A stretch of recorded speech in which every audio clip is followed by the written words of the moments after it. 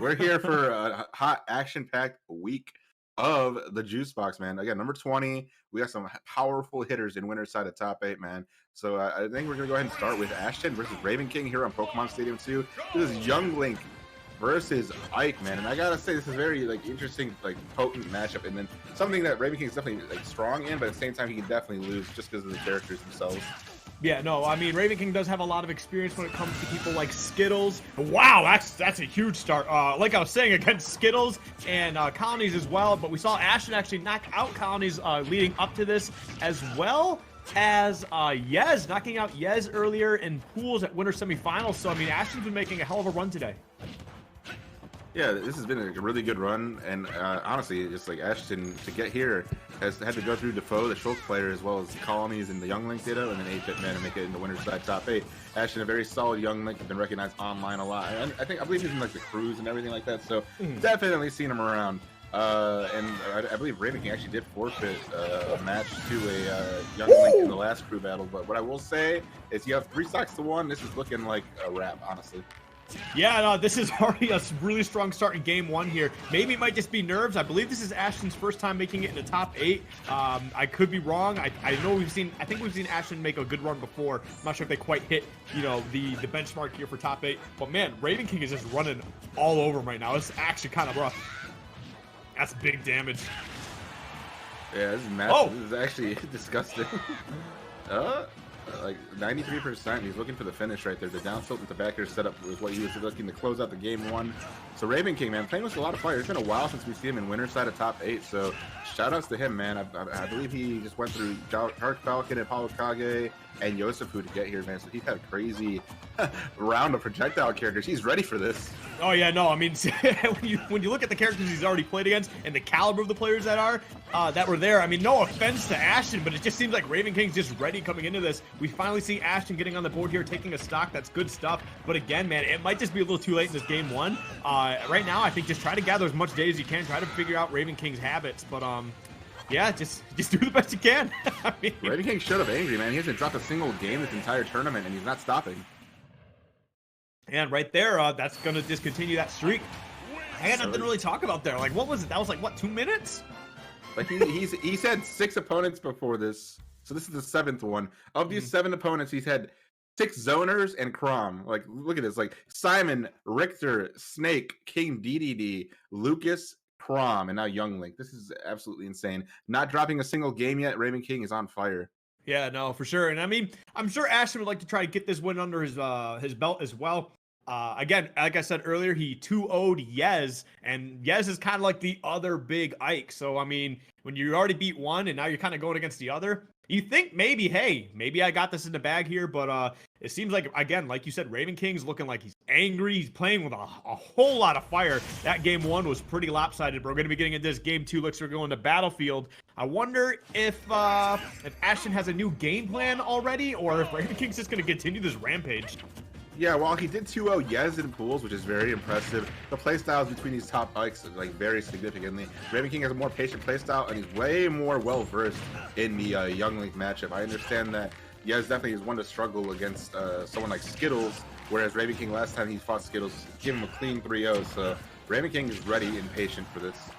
For sure, but I mean, right now it looks like Ashton's got that game plan on lock, but I mean, it is like you said, I mean, Ravenking does have a lot of experience. He's played against Skittles countless times. We've seen in just Juice Box alone how many times those two have battled each other. And we can probably find the stats later as well, how many times they've actually played each other and what the count is. But yeah, right now, Ashton's looking pretty good. But the thing is now you got Ravenking, Ike on stage here, 149. It's basically full rage, and he's going to keep coming back here. So you got to try and find a way to... Oh, okay, he's actually going to get that stock. So good stuff. Doesn't have to deal with that full rage Ike, which is just absolutely devastating with the way Ravenking utilizes it.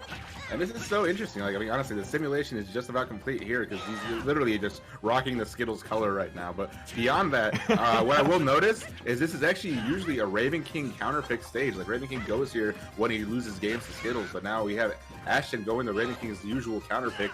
But that just goes to say the playstyles make all the difference because right now Ashton's making it work. Yeah, I mean, he's going to be trying to come back, going real deep. Going to get that bomb reset, though. Great recovery from Ashton. That was actually fantastic. Yeah, man, I love the use of the bombs to just reset his recovery, get some more height off of that. The dash attack will be enough to take him off the side. We got a 2-stock game.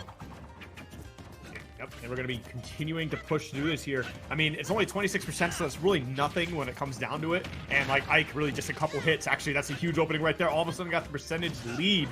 And I can imagine that Ravenking's going to find ways to try to continue this. But, man, Ashton's really making everything work. Everything's really coming together right now. Yeah, this is very fun to watch, honestly. Like, seeing the different unique playstyles here.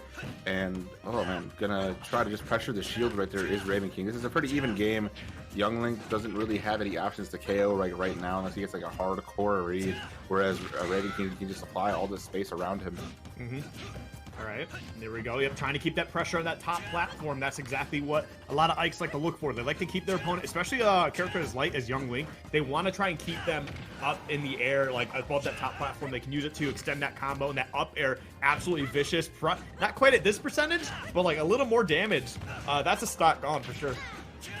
Oh, here we go. Ravenking trying to like just close the gap right here, but it looks like Ashton's gonna seize stage control and really close to putting Ravenking on his final stock. But honestly, this is still even.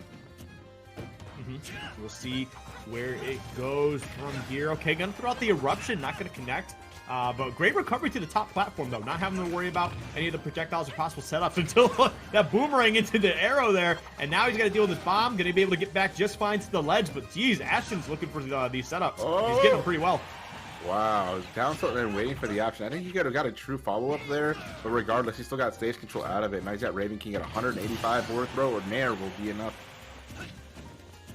As we continue forward here, yep, did get that stock. Oh, but no! Bomb! The bomb going off for Ravenking there. Ravenking gonna find a way to take that stock. You know what? I know it's an even game right there, but like you gotta think like what kind of mental damage that might actually do to Ashton. Just like maybe he can shrug it off. I hope he can shrug it off, just continue to play. But man, it looks like Ravenking is finding a way to really make some money off of that. Especially hitting with the dash attack right there at low percent, man. It's gonna be like more mental damage. Ike's dash attack hits hard. You can feel like the actual sound effect like hitting into you, man. I hope he doesn't have the game audio on because right now Ashton is definitely struggling. Yeah, and Ashton's definitely struggling for sure. To touch on that, like Ravenking literally had a bracket almost entirely as zoners. Like for example, he 2-0'd Apollo Kage in a way where you have to be very wary of the grenade setup. So very often, I can very much use the grenades to his benefit to get his own combos. So that's kind of what he did with the bomb there on the second stock. Yeah, here we go. Okay, looking for that Aether. Not going to get anything off of it, though. I thought he was going to land that top platform, but opted to land back on the main stage. And it's not like it really mattered. It's not like a big punish came off it, but the dash attack not going to do it. But, man, that sure is scary going that low. And now we got the ledge trap set up, trying to see what Ravenking's looking for here. Okay, these guys are really trading blows. This is anyone's game. Ashton would love to have this in a 1-1 scenario. Going down 2-0 is not on the table, man. You don't want to go down 2-0 against Ravenking. But just as I say that, the dash attack comes through. Ravenking coming in clutch, man. A strong finish, continuing the trend of not dropping a game. Yeah, man. Ravenking just playing absolutely strong today. We actually discussed this a little bit earlier while I was talking with Last and Grayola. We were just kind of watching a bracket, seeing how people were doing, and yeah, Ravenking was just absolutely killing it the entire time. Last isn't Ravenking, that's Ravenking's pick, and man, Ravenking is sure making him look right. Yeah, looking at this top 8, man, I think we can all just basically see the projected bracket of being like Ravenking in the Buzz and Winners Finals. But I mean, regardless, we're gonna go through these best of 5s and see if it plays out that way. Because Ashton had a really good game there. He absolutely has what it takes to beat Ravenking. For sure, yeah, he does, and I think something about previous stuff before, but yeah, we're gonna be going right back to Battlefield here. This was a good pick for Ashton before. Well, unfortunately, small Battlefield now. Is it? Oh, it is small Battlefield. Okay. But yeah, no, Battlefield wasn't a bad map regardless. Just that one bomb scenario, I feel like really just turned the momentum right into Ravenking's favor. I mean, not like I think it was really out of his favor anyway. Like it was probably even for. Oh! A 0-death from Ravenking to start off this game 3. That's Ravenking just signing his autograph and hitting an exclamation point on his signature for the Winners Finals contract, basically. Yeah, pretty much. I mean, look, I don't want to count Ashton out, but man, that was a huge opening. And now you're basically starting the game 3 stocks to 2. Oh, he definitely could have done that. Yeah, he's still there. He almost got it anyway. So Ravenking absolutely could have comboed Nair, like true combo Nair into up B, but he opted for the down air instead. I don't know. He could have just bought his ticket to winners finals a little sooner, but he's gonna hold on to all 3 stocks. He definitely can take it further. Oh, jeez. Yeah, he's really killing it right now. He's smothering Ashton. Oh, this no. is actually rough. Yeah, there you go. No way, dude. The fear factor. He was looking for an air dodge read for the hardcore punish. I think he could have gotten a true forwarder out of it, though. Maybe. I think he's feeling himself so much right now that he's just absolutely ready to try and like go for some more style because man, it's definitely working for him. Yeah, Ravenking is gaming right now, man. Look at him go, popping off. Not too far away from this 3-0, 100% on Ashton's second stock, man. Just when we were trying to like get him in the zone, Ravenking getting that nasty spike 0 to death in the beginning of the game. It's so demotivating when you get into it. That's a huge Aether right there. That move, yes, was buffed a while ago, but man, I mean, you got an Ike at 130 and Youngling at 120. That's definitely going to kill across the stage. Yeah, Ravenking seizing center stage with the side B, but now getting back to the ledge.